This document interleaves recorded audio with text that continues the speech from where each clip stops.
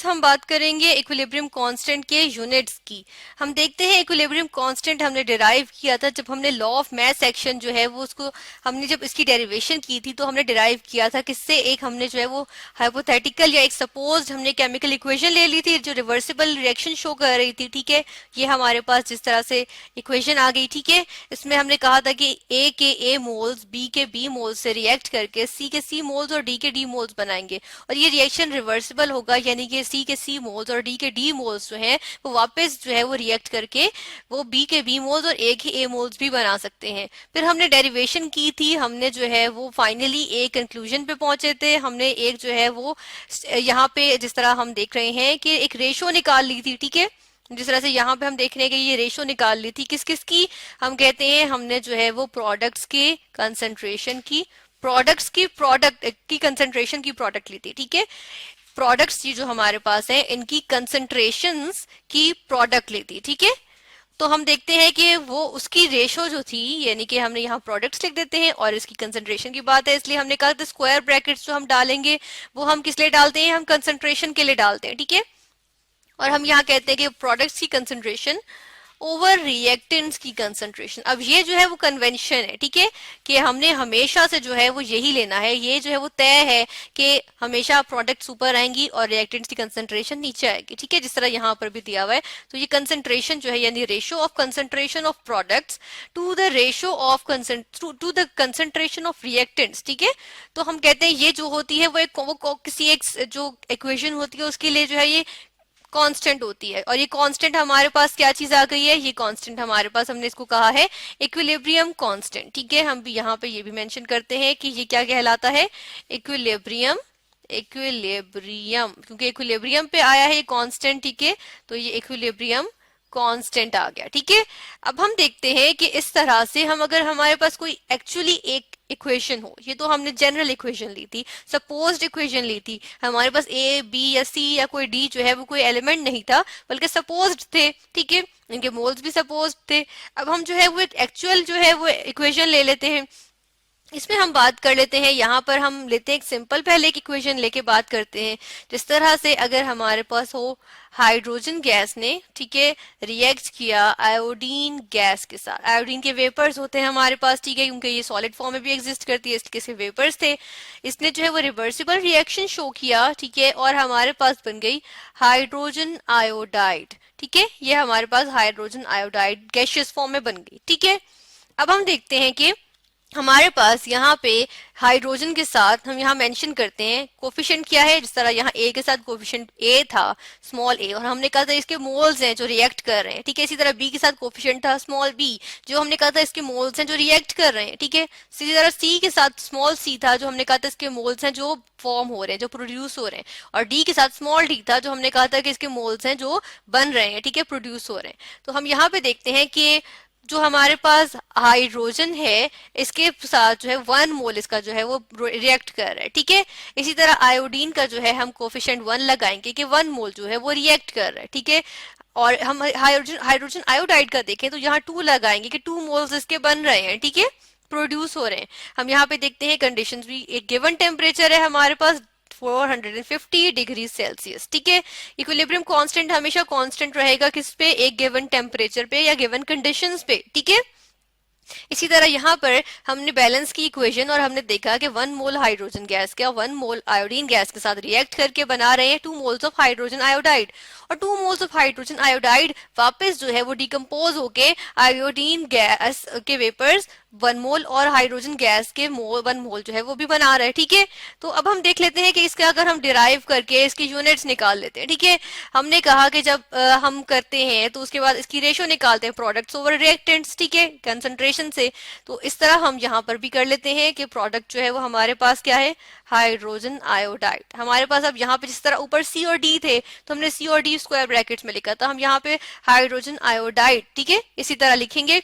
और जो सी के मोल्स थे या डी के मोल्स थे उनकी जो है वो ऊपर कोफिशिएंट जो है वो पावर की फॉर्म में आई थी, तो यहाँ पे इसकी जो है वो 2 है तो ये पावर की फॉर्म में ऊपर 2 आ गया। ठीक है, फिर हम देखते हैं कि हमारे पास प्रोडक्ट तो एक ही है इसलिए एक ही लिख दी। ठीक है, अब हम देखते हैं कि रिएक्टेंस नीचे जो है वो अब जो डिनोमिनेटर है, ठीक है, इसमें हमारे पास रिएक्टेंस की कंसेंट्रेशंस आएंगी, इनका प्रोडक्ट आएगा।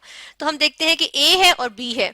अब हम ए, यहाँ पे ए क्या हो सकती है, ए बी या रिएक्टेंट्स जो है वो हाइड्रोजन यानी H2 और I2 है, तो हम H2 और I2 भी लिख लेते हैं यहाँ पे, ठीक है। हम यहाँ पे लिखते हैं H2, ठीक है, इसकी जो है वो क्या कंसेंट्रेशन, ठीक है। और किसकी, आयोडीन की, हम यहाँ पे आयोडीन की भी लिख लेते हैं कंसंट्रेशन यानी स्क्वायर ब्रैकेट्स में, ठीक है। ये हमारे पास आ गई। अब हम देख रहे हैं कि हाइड्रोजन के जिस तरह ए के ए साथ आया था, बी का बी जो है ये पावर की फॉर्म में आए थे, यहाँ पर इसके साथ वन है, इसके साथ वन है, तो यहाँ पे ये पावर की फॉर्म में वन और वन ही आएगा। तो वन लिखे ना लिखे ए की बात होती है, तो हम यहाँ पे ऐसे ही रहने देते हैं, ठीक है। और ये इसका क्या है, ये इसका जो है वो क्या आ गया, इक्विलिब्रियम कांस्टेंट आ गया, ठीक है, ये इसका इक्विलिब्रियम कांस्टेंट आ गया। अब हम बात कर लेते हैं कि जो स्क्वायर ब्रैकेट्स की बात की हमने, ठीक है, और हमने कहा कि जो स्क्वायर ब्रैकेट्स होती हैं, ये जो स्क्वायर ब्रैकेट्स हैं ये किसको रिप्रेजेंट करती हैं, हमने कहा कंसंट्रेशन को। CONC में कंसंट्रेशन के लिए लिख रही हूँ, ठीक है, और वो कंसंट्रेशन जो रिएक्ट कर रही है एक्चुअली रिएक्शन में, ठीक है।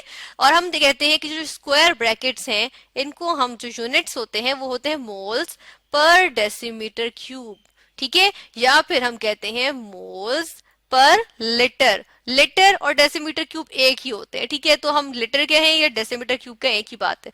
हम कहते हैं मोल्स पर लिटर या moles per decimetre cube, usually इसका जो है वो हम यूनिट्स लेते हैं, ठीक है। ये इसके क्या आ गए, यूनिट्स, कंसंट्रेशन के यूनिट्स आ गए, ठीक है। हम यहाँ पे कह रहे हैं कि मोल्स पर डेसीमीटर क्यूब या मोल्स पर लिटर। अब हम जो है वो स्क्वायर ब्रैकेट्स के लिए आ गया, ठीक है, यानी इसके अंदर जो भी चीज मौजूद होगी इसके जब हम जो है वो इसकी कंसंट्रेशन की बात करेंगे तो जो हम यूनिट्स लेंगे वो हम ये लेंगे, ठीक है। फिर हम कहते हैं कि यहाँ पे हम इसकी जो है वो यूनिट्स ले लेते हैं, ठीक है, क्योंकि हम यूनिट्स की बात कर रहे हैं। तो इक्विलिब्रियम कांस्टेंट के यूनिट्स की अब हम बात करते हैं कि इक्विलिब्रियम कांस्टेंट के यूनिट्स हमेशा जो है वो हर रिएक्शन के लिए डिफरेंट होते हैं। जिस तरह यहाँ पे अगर हम देखें तो क्या हमारे जो है वो यहाँ पे हम देख लेते हैं कि हमारे पास क्या इक्विलिब्रियम कांस्टेंट के यूनिट्स आएंगे। इक्विलिब्रियम कांस्टेंट को हम इस तरफ से इधर ले आए, ठीक है, यानी इक्वल्स का साइन आ गया। अब हाइड्रोजन आयोडाइड की कंसंट्रेशन मोल्स पर लीटर में या मोल्स पर डेसीमीटर क्यूब में लेंगे, ठीक है, तो हमने ले लिया मोल्स पर डेसीमीटर क्यूब, ठीक है। अब ये जो मोल्स पर डेसीमीटर क्यूब है इसको मैं ऐसे भी लिख सकती हूँ मोल्स, ठीक है, और अगर ये जो मेरे पास मौजूद है ये जो डेसीमीटर क्यूब है, अगर इसको ऊपर ही ले जाऊं तो -3 हो जाएगा, ये माइनस में आ जाएगा क्योंकि अभी प्लस में है डिनोमिनेटर में, तो इसको मैं ऐसे भी लिख सकती हूँ मोल्स, ठीक है, डॉट डेसीमीटर का -3, ठीक है। तो इसको यहाँ इसको भी हम मोल्स पर डेसीमीटर क्यूब ही कहेंगे, तो मैं लिखती हूँ मोल्स पर डेसीमीटर क्यूब, ठीक है। अब स्क्वायर है यहाँ पे हमारे पास जो है वो ओवरऑल देख रहे हैं तो स्क्वायर है, इसका हम ले लेते हैं स्क्वायर, पूरे का स्क्वायर आ गया, ठीक है। फिर नीचे वाली जो टर्म है इसका ले लेते हैं कि हमारे पास क्या मौजूद है, हाइड्रोजन, इसकी कंसंट्रेशन क्या होगी मोल्स पर डेसीमीटर क्यूब, ठीक है। और हमारे पास यहाँ पे तो कोई वो मौजूद नहीं है ना कि पावर मौजूद नहीं है, वन ही है, तो वन ना भी लिखे तो खैर होती है, ठीक है, तो हम यहाँ पे नहीं लिखते। फिर हम लिख लेते हैं आयोडीन की, ये भी क्या होगी मोल्स पर डेसीमीटर क्यूब, ठीक है, इसकी भी आ गई हमारे पास, इसको हम एक्सटेंड कर लेते हैं। अब ये हमारे पास मौजूद है, ऊपर भी मोल्स पर डेसीमीटर क्यूब है। अब स्क्वायर का मतलब क्या है, स्क्वायर का मतलब है कि 2 दफा मौजूद है, ठीक है, तो हम इसको 2 दफा लिख लेते हैं। हम इसको एक और दफा लिख लेते हैं कि मोल्स पर डेसीमीटर क्यूब, ठीक है, यानी स्क्वायर का मतलब यही होता है। तो हम देख रहे हैं कि ऊपर भी वही चीज मौजूद है जो नीचे मौजूद है। हम इसकी जो है वो कैंसिलेशन कर सकते हैं, ये इससे कैंसिल हो गए, ये पूरी की पूरी यूनिट्स इससे कैंसिल हो गए। नतीजतन हमारे पास क्या यूनिट्स आए, कोई यूनिट्स नहीं आए, ठीक है, नो यूनिट्स, ठीक है। यानी कि इस इक्वेशन की हम जो है रिस्पेक्ट से बात करें तो हमारे पास कोई यूनिट्स नहीं आएंगे, यानी कि इक्विलिब्रियम कांस्टेंट के कोई यूनिट्स नहीं आ रहे इस केस में। किस केस में, हमारे पास जो ये हाइड्रोजन और आयोडीन की जो है वो हाइड्रोजन आयोडाइड बना रहे हैं, तो ये जो रिएक्शन है इसमें हमारे पास कोई यूनिट्स नहीं आ रहे, ठीक है।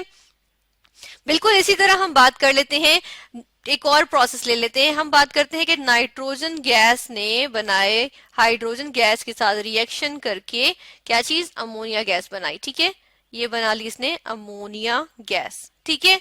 अब हम देखते हैं, इसको पहले बैलेंस कर लेते हैं ताकि हमें पता चल जाए साथ साथ क्या कोफिशिएंट्स आएंगे। यहाँ पे हमें 3 लगाना पड़ेगा और यहाँ पे 2 लगाएंगे तो ये बैलेंस हो गए, ठीक है, ये इक्वेशन बैलेंस्ड है। अब हम यहाँ पे कंडीशंस नहीं मेंशन करते फिलहाल, और अब हम देखते हैं कि ये जो है इसके यूनिट्स लिखे तो किस तरह से लिखेंगे। इसके यूनिट्स लिखने के लिए हम क्या करते हैं कि हम जो है वो पहले इसका लिखते हैं कि इसके जो के हम इसका इक्विलिब्रियम कांस्टेंट की एक्सप्रेशन लिखते हैं, ठीक है। प्रोडक्ट्स ओवर कंसंट्रेशन आएगा, प्रोडक्ट्स क्या है हमारे पास, प्रोडक्ट्स की concentration, sorry products over reactants आएगा, प्रोडक्ट्स की कंसंट्रेशन, इसका ऊपर पावर क्या है 2 आ गया, ठीक है। फिर नीचे हम देखते हैं, नीचे हमारे पास क्या है, नीचे हमारे पास जो है वो रिएक्टेंट्स की कंसेंट्रेशंस आएंगी। नाइट्रोजन की आ गई, नाइट्रोजन गैस की और हाइड्रोजन गैस की। अब हाइड्रोजन गैस का कोफिशिएंट है वो यहाँ पे जो है वो एक्सप्रेशन में पावर के फॉर्म में आ जाएगा, तो ये 3 है तो ये क्यूब आ गया, ठीक है। और हम कहते हैं कि अब हम देखते हैं कि इसकी जो है वो क्या होगी हमारे पास यूनिट। यूनिट निकालने के लिए हम फिर से वही जो है वो प्रोसीजर करेंगे कि moles per decimetre cube, moles per decimetre cube आया, ठीक है, ऊपर स्क्वायर है, यहाँ पे स्क्वायर आ गया, ठीक है। नीचे देखते हैं नाइट्रोजन गैस जो मौजूद है इसका एक ही है, मोल्स पर डेसीमीटर क्यूब, ये एक दफा आ गया, ठीक है।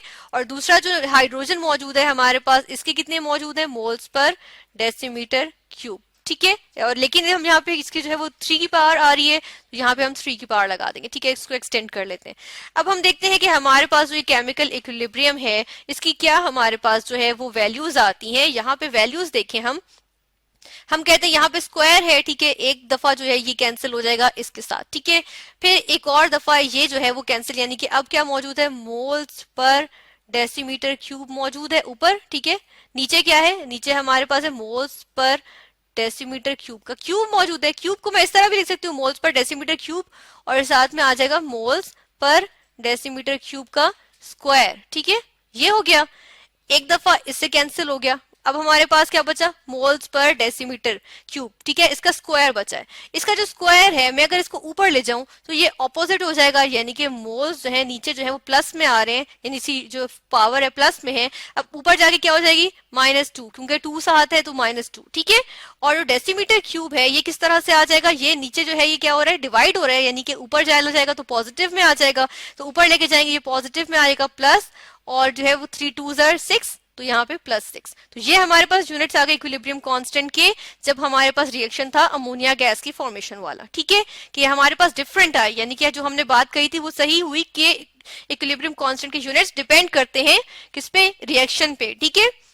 तो हमने देखा कि इक्विलिब्रियम कांस्टेंट के यूनिट्स जो होते हैं वो रिएक्शन टू रिएक्शन डिफर करते हैं।